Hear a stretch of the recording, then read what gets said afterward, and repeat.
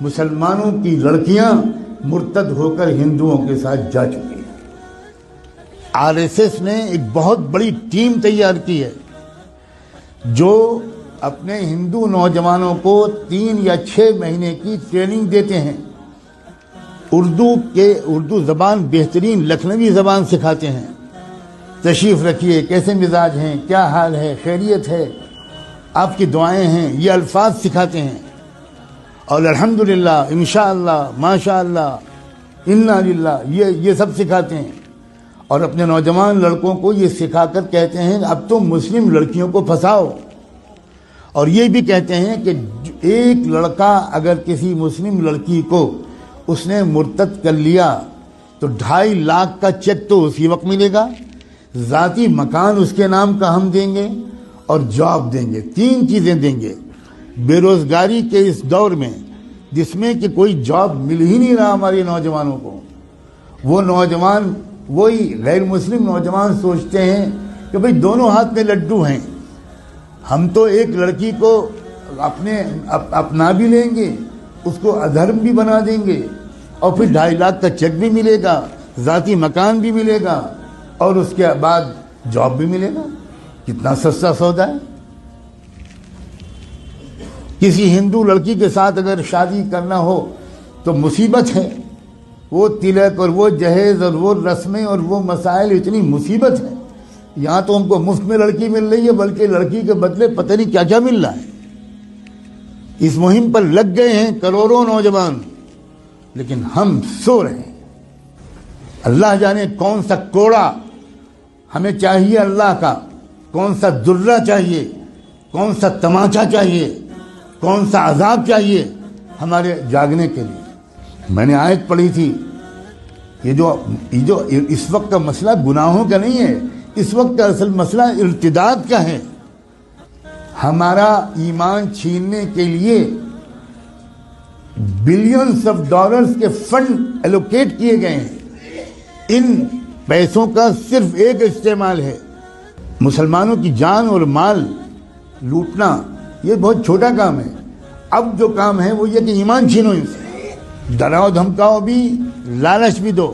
ڈرانا دھمکانا بھی اپنے پچھلے 1 ہفتے میں خوب سن لیا، اور لالچ دینے کی بات اگر نہ سنا ہو اور کانوں میں روئی ٹھوسی ہوئی ہو تو آج تو میں کم سے کم آپ کو بتا رہا ہوں، اب تو جاگ جاؤ۔ اپنے بچوں اور بچیوں کو کہاں پڑھوانا ہے اور کہاں نہیں پڑھوانا ابھی بھی سمجھ میں نہیں آئے گا۔ اکبر الہ آبادی جو الہ آباد ہائی کورٹ کے جج تھے، انہوں نے شعر کہا تھا، وہ کوئی مولانا نہیں تھے، وہ کوئی حاجی صاحب اور حافظ قرآن نہیں تھے، انگریزوں کے زمانے میں ہائی کورٹ کے جج تھے۔ انہوں نے یہ شعر کہا تھا، یوں قتل سے وہ بچوں کے بدنام نہ ہوتا، یوں قتل سے وہ بچوں کے بدنام نہ ہوتا، افسوس کہ فرعون کو کالج کی نہ سوچی۔ خالی وہ کالج بھیج دیتا، بس ختم، وہ تو قتل ہو ہی جاتے ہیں۔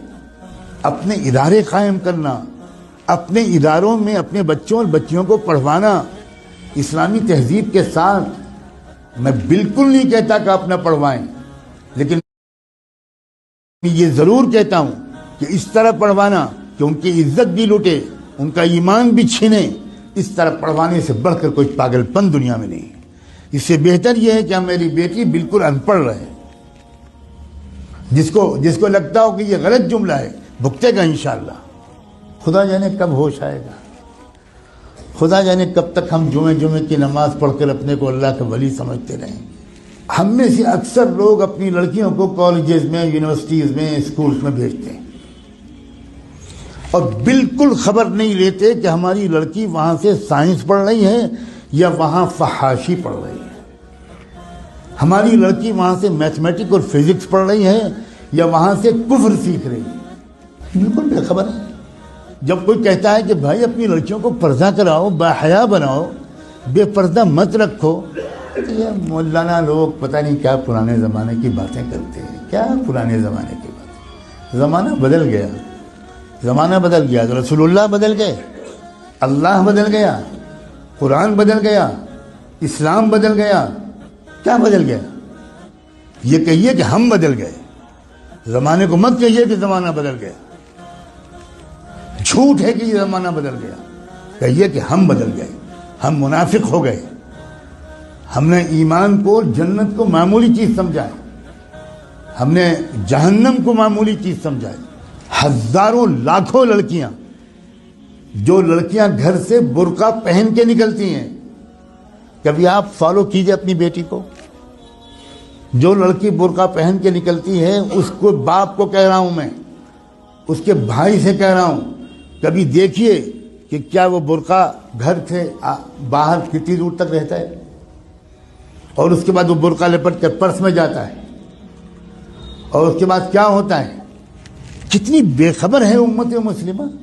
میں چند دنوں پہلے شاید جب حاضر ہوا تھا یہاں تو یہ بات کہہ چکا تھا, میں پھر دہراتا ہوں, اور ہو سکتا ہے کہ میں نے نہ کہا ہو کیونکہ میں ہزاروں جگہ یہ باتیں کہہ رہا ہوں.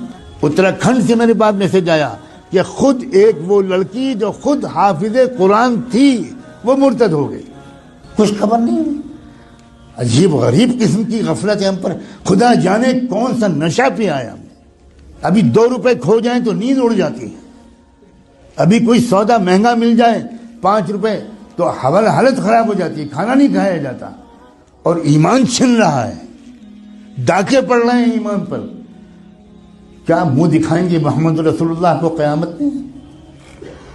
کیا ہوگا جس دن کی میزان لگے گی, اعمال تولے جائیں گے, جس دن حقیقت باہر آئے گی, اس وقت کیا ہوگا؟ پکڑو اس کو, جکڑ لو اس کو, زنجیروں میں جکڑ کر جہنم میں پھینک دو اس کو. اپنے اوپر ظلم کرنے والوں کو اللہ تعالیٰ کبھی ہدایت نہیں دے. اللہ تعالیٰ ہمیں ہوش کے ناخن لینے کی توفیق دے. اس ارتداد کا راستہ ہمارے اسکولوں اور کالجوں اور یونیورسٹیوں سے کھلا ہے. یا آپ کو چاہے جتنی بری لگے بات, میں وہ مولوی نہیں ہوں جو اپنے گاؤں سے نہیں نکلا. میں نے آکسفورڈ میں تقریریں کی, کیمبرج میں تقریریں کی, میں نے اسٹینفورڈ یونیورسٹی جو امریکہ کا سب سے بڑا یونیورسٹی ہے اس میں 7 لیکچرز میرے ہوئے. میں نے اقوام متحدہ میں خطاب کیا ہے. میں اس طرح کا مولوی نہیں ہوں جس طرح کا آپ سمجھتے ہیں. اور میں قسم کھا کے کہتا ہوں, اگر آپ نے اپنے بچیوں کی اور بچوں کی تعلیم اور تربیت صحیح اداروں میں نہ کی